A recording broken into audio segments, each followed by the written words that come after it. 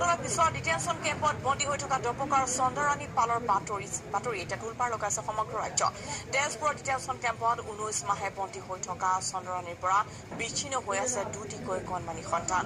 চন্দ্ৰাণীৰ উদ্ধাৰৰ চেষ্টাত সৰ্বশান্ত হৈ পৰিছে ডপকাৰ এই পৰিয়ালটো। স্বদেশী হৈও গাত বিদেশীৰ কালিমা। 19 মাহে ডিটেনশ্যন কেম্পত বন্দী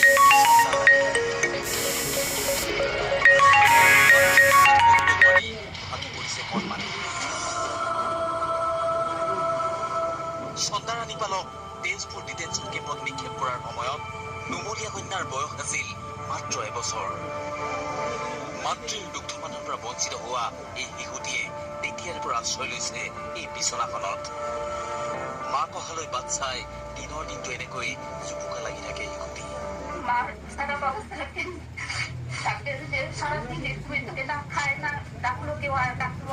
আসে না, ছেলেটাও ছোট যে পড়া ওর স্কুলে যাওয়ার সময় স্কুলে কথা বলে কেন আমি মা আসলে স্কুলে যাবো, তখন আমি স্কুলে যাবো। মাক আহিলেই শিশুটিয়ে স্কুললৈ যোৱাৰ আশা পালি থকাৰ বিপৰীতে ক্ৰমে জটিল হৈ গৈ আছে চন্দ্ৰাণীৰ গোচৰ। হোজাইৰ শংকৰদেৱ নগৰ আদালতৰ লগতে গুৱাহাটী উচ্চ ন্যায়ালয়ৰ পৰা সুবিচাৰ নাপাই পৰিয়ালটো এতিয়া কাষ চাপিছে উচ্চতম ন্যায়ালয়ৰ। হাইকোৰ্ট কৰিলোঁ, হাইকোৰ্ট পৰা ইয়াৰ পৰা একো আমি সুবিধা পোৱা নাই। পাছত আকৌ ইয়াৰ পৰা ৰায় দিলে, সুপ্ৰিম কোৰ্ট কৰিলোঁ, তাৰ পৰা একো পোৱা নাই। আনহাতে ব্যৱসায় এৰি আদালতলৈ দাঁত মাতি কাঢ়ি থকাৰ বাবেই সৰ্বশান্ত হৈছে চন্দ্ৰবালাৰ স্বামী। ঘৰত দুটি কণমানি সন্তান, আনফালে কাৰাগাৰৰ বন্ধ কোঠৰীত পত্নী। 19 মাহে এই পৰিস্থিতিৰ সন্মুখীন হৈ হতাশ হৈ পৰিছে চন্দ্ৰবালাৰ স্বামী দুলাল পাল। পৰিয়ালটোৰ এই অৱস্থাৰ বাবে অঞ্চলবাসীয়ে জগৰীয়া কৰিছে অধিবক্তা। আজি কৈছে 20 তাৰিখ কালি অহা মাহত 30 তাৰিখে ওলাই দিম, 100% আহিছে, 100% এনেকৈ আমাৰ বস্তুবিলাক লিংক হৈ গৈছে। টোটেল কিমান ষ্টেটমেণ্টটো কৰিব লাগিছে। টোটেল কিমান টকা খৰচ হ'ল? কিমান হ'ব? মুঠতে 4 লাখ টকা।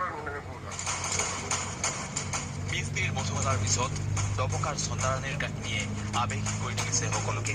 এতিয়া সকলোৱে বাট চাইছে উচ্চতম ন্যায়ালয়ৰ ৰায়লৈ।